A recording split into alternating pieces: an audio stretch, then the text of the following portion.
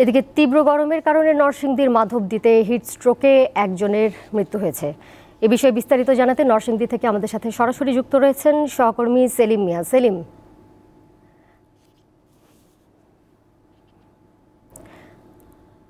আমরা চেষ্টা করছি সেলিমের সাথে টেলিফোনে যুক্ত হবার। সেলিম, শুনতে পাচ্ছেন নিশ্চয়ই। জেলায় আজ তাপমাত্রা কত রেকর্ড করা হয়েছে জানাবেন।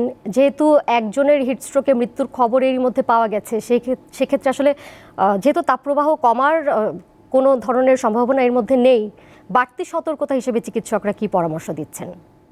সদর হাসপাতালে নেওয়ার পর সদর হাসপাতালে আরো তাকে ধারণা করছে যে তিনি রাস্তায় ইন্তেকাল করেছেন। আসলে পারিবারিক ভাবে এবং আজকে যে নরসিংদীর যেই মিল কারখানা, তাদের সকল মিল কারখানাই প্রায় বন্দর পথেই তাদের মিল চালাচ্ছে।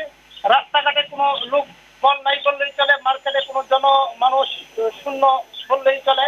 এত গরম আসলে, যদিও সকালের এক সময় 35 সেলসিয়াস আমাদেরকে জানানো হয়েছিল।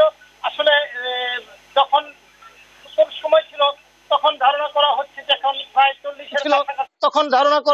এখন প্রায় 40-এর কাছাকাছি। মানুষ কেউ ঘর থেকে বাইর হয় নাই। এখন জেলা হাসপাতাল মানুষ যেন ঠান্ডা জায়গায় অবস্থান করে এবং তরল জাতীয় খাবার গ্রহণ করে। বিশেষ করে নরসিংদীর রাস্তাঘাটে রাস্তাঘাট শূন্য বললেই চলে। কোনো হাইওয়ে রোডও, কোনো নরসিংদী হাইওয়ে রোডও কোনো গাড়ি নাই। এই ছিল নরসিংদী থেকে আমার কাছে